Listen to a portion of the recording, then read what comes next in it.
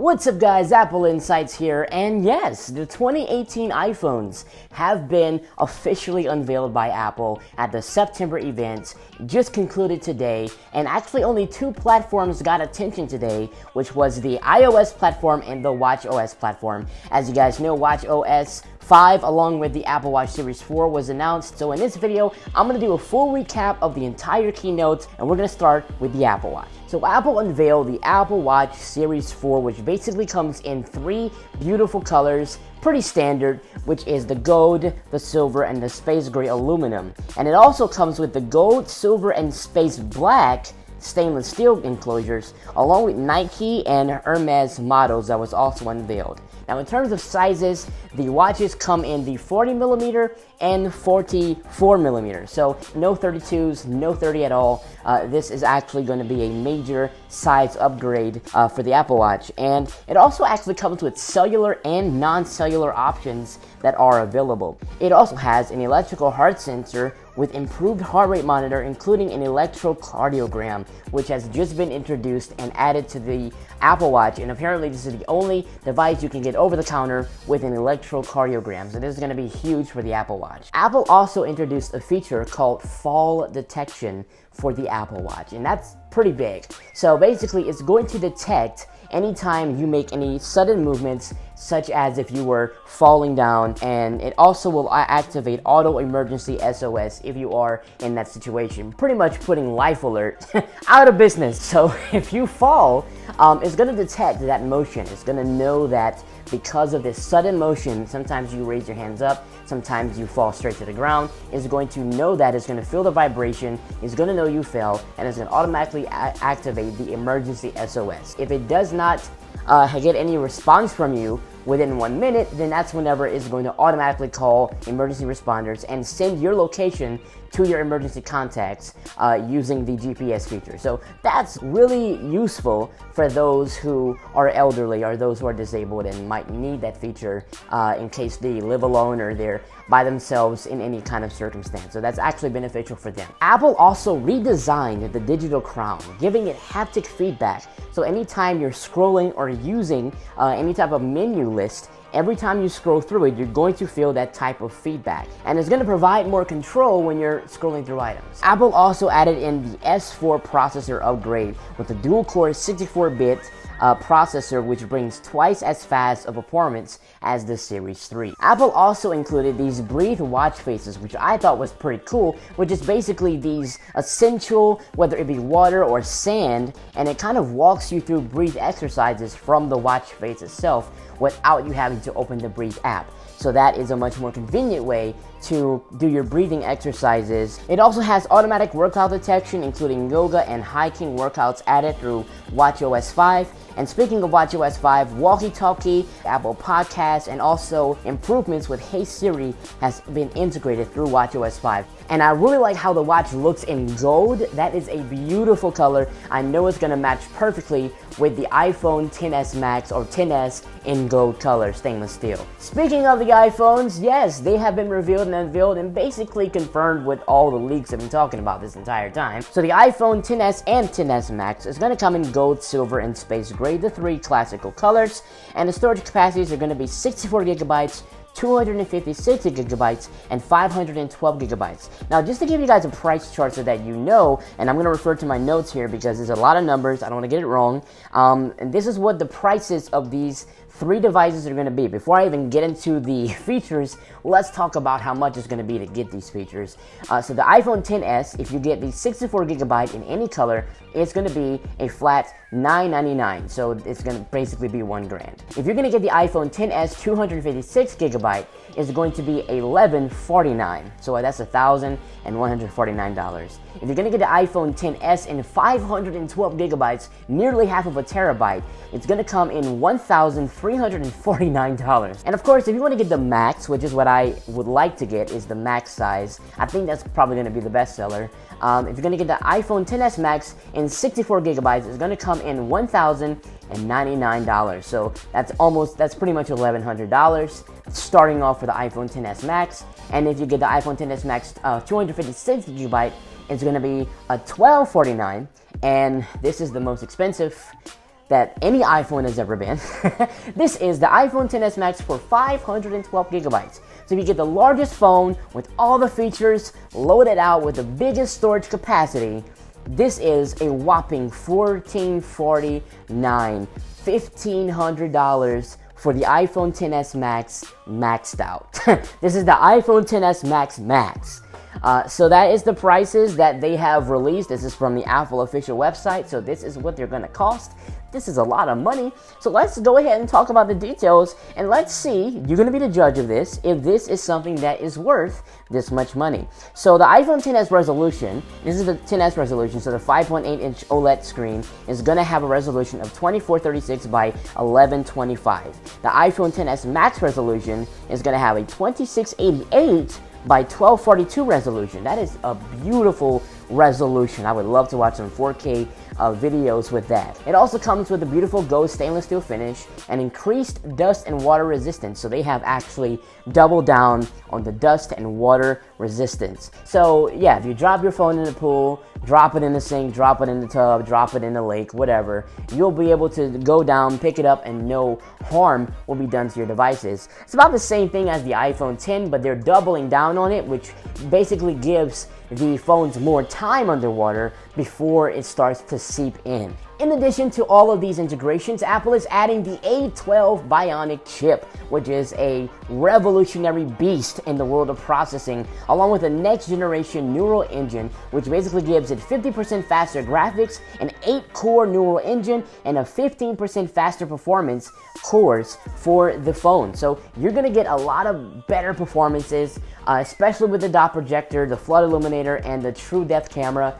All that stuff is going to be improved, but this A12 Bionic chip is really going to improve the speed. And I just want to highlight on the A12 Bionic chip, this is going to be a powerful processor. It's going to alter the way the user interacts with the device, a much more faster experience. Opening apps, closing apps, switching between apps, multitasking. All of these things are going to improve in terms of speed with processor chips like this. So this is actually going to change, and they actually had a demo during the keynote, and just from watching it, the way that they were closing the apps, closing them out, reopening them, it was extremely fast. So I really think this A12 Bionic chip is going to make a big difference in terms of performance for the new iPhones. Apple also integrated the one and only dual SIM feature. So dual SIMs and eSIMs are going to be enabled on the iPhone XS and XS Max. So from what I understand about this dual SIM system, the iPhone XS and XS Max, they're both going to have one physical SIM, and then they're going to have an eSIM. So you can add on another phone line electronically without actually having to put in another physical SIM card. But for Chinese residents, people in China, eSIM is not available. So they are actually going to have the dual SIM, like stacked SIM cards that they would have to physically insert into the phone for the dual service. So that is what I'm understanding. Now, one of the things Apple really focused on a lot during this keynote that I noticed was pictures, photos. So the iPhone XS and XS Max is going to have a 12 megapixel dual camera system, and along with stereo sound recording for 4K 60 frames per second video. So they haven't really improved that much on the video portion, but they got a lot going with the photos. Now, one of the biggest things, I mean, this was crazy. If you go back and watch my reaction to this, I was losing it, because I didn't even know that this kind of feature would come this soon in an iPhone. But one of the biggest things that I think in terms of features for the new iPhone XS and XS Max in terms of photos was the depth control. So basically, as you guys know, in certain portrait mode settings, and even with normal photo, the camera automatically blurs the background. That's called depth of field. So it basically gives a bigger contrast in between the foreground and the background. By blurring the background, it basically causes the human eye to focus on what's in the foreground, kind of giving a more of a aesthetic and a more focus on the subject in the middle. So the fact that now with this new camera system, you're going to be able to control the depth of field. So you're going to be able to control how much the blur is in the background just by accessing that setting through the Photos app in your phone. The same setting you would utilize if you would take a picture in portrait mode and you wanted to change the different orientations or the different filters that's associated with the portrait mode, such as the studio lighting or the black and white portrait. You could do the same thing. There's going to be a slider at the bottom where you can actually change the depth of field, change the blur of the background. That to me was a really big upgrade. That was like very useful and very convenient for you to be able to control that and not having to do any of that in post-production or editing it or anything like that. It's just going to be in the Photos app right there. You'll be able to control it before you even go anywhere else. And in addition to all of the photo features that they announced, another thing that they also introduced for the first time was Smart HDR, which basically gives you more highlights and shadow detail added, and also you get the enhanced bokeh. So that's something that you can expect in the phones to enhance photo quality in these cameras. So the camera system was really one of the biggest focuses on these iPhones, and I gotta say, I would like to see like a real in-hand example of these solutions to see for myself with my real eyes how these phones operate. So I cannot wait until these phones get into the stores so that I can get a chance to take a look at how good the cameras are, as they so diligently focused on. But we know that the iPhone XS and the XS Max were not the only phones that were introduced. There was one more phone that they focused on at the very end of the event, and that is the iPhone XR. No, not the iPhone 9, not the iPhone X. See? XR is what it is called, and they're going to be coming in beautiful colors. Colors are product red, which I'm super jealous. Should have had the product red for the XS Max. I don't know why they didn't do it. Product red, they're going to have the yellow, the white, the coral, the black, and the blue for the iPhone XR. Beautiful colors. That coral is really nice, and the blue is really nice. The white is very standard along with the black. The yellow is a little bit of a standout to me, but of course it'll appeal to some people, and the red is beautiful. One of the most beautiful phones of this release, to be honest. Probably the best one in terms of color. The iPhone XR is going to have what's called a liquid retina, which was also just recently announced today in the keynote, and it's going to have an HD display introduced with a 1792 by 828 resolution. It's also going to have splash, water, and dust resistance in its structure. So this was amazing to me. This entire reveal for the iPhone XR, my intention, my thought was that this was a budget model. So, you know, budget models, they're not really going to have all the great features. They're not really going to have barely anything. They're budget models. They're designed to be cheaper in value to keep the prices down. I was actually amazed by how great these phones are going to be. The iPhone XR is not going to be a standard model. This is going to be a very high quality model. It's really going to represent or kind of be very similar to the iPhone X itself. Like, this is a beautiful phone. Like, I was amazed with the features and the specs that's going to be coming in the iPhone XR. I didn't even think they were going to do all that for that specific budget model. So the iPhone XR is going to be coming in the A12 Bionic chip as well. So it's also going to have the next general engine and a 12 megapixel wide angle camera, the same as the iPhone XS, with the optical image stabilization and Smart HDR, same thing. Also 4K 60 frames per second video. You can also choose between 24 and 30 frames per second if you wanted to reduce it. You get a true depth 7 megapixel camera, haptic touch, which replaces 3D touch, Face ID, tap to wake, with an aluminum enclosure and a single camera lens system, which also focuses on depth of field.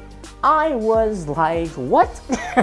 Like, wow. I was actually impressed by the iPhone XR. I don't think I'm going to be getting it as a personal unit, but I think anybody who wants to get kind of the newest features for the cheaper price, this is a really good choice. Like this, and you also get all the colors, so enjoy that. But this is a really good choice for those who don't want to spend the $1,000 price value for the new iPhones. You can still get the 2018 iPhone with a lot of the new features that even came with the iPhone X with the new iPhone XR. So I was actually impressed by that. You know what, Apple, kudos to you for not reserving all the quality to the high price items. And the prices for the iPhone XR are as follows. For the 64GB, you have $749. For the 128GB, it's $799. And for the 256GB, it is an $899. So that is the price of the budget model. Actually, a little more expensive than we all expected, but still a lot cheaper than the new iPhone XS and XS Max. And I also didn't say the prices for the Apple Watches. My apologies. The Apple Watch Series 4 actually starts from $399, and if you get the GPS and cellular included, it'll be from $499. And of course, you can always get the Milanese loop and the stainless steel enclosures those are like $699 and $799. So those are the prices for the Apple Watches. And finally, the pre-order date for these iPhones are set for September 14th, and the public release is set for September 21st. And the same goes for the Apple Watch Series 4, the September 14th and the 21st. And in terms of watchOS 5, it is going to be available on September 17th, which is the Monday following the event. And the same goes for iOS 12. It will also be released on September 17th for the public. I just think that this was a very basic event. Still upset that there was no AirPower mat. Like, that was my my only request. So hopefully this year, sometime this year, along with the new iPad announcements, hopefully they announce the new iPads later on this year. With that event, they also announced the AirPods 2 and the AirPower mat. That's the only things we're really waiting for. That was also confirmed a couple months back, so that's what we're going to be waiting for. But other than that, that's the 2018 event. That's what happened. These are the iPhones that were announced and the Apple Watch. It was really an iOS, watchOS event. I am very impressed by the iPhone XS, XS Max, XR, and of course the Watch Series 4. So let me know in the comment section, what did you guys think of this event? What was your favorite feature or favorite product? What was your most favorite, and what was your least favorite part of this event? Put it in the comment section below. And if you guys didn't like this video, please give it a thumbs up. And I thank you guys so much for watching, and I'll catch you guys later. Peace out.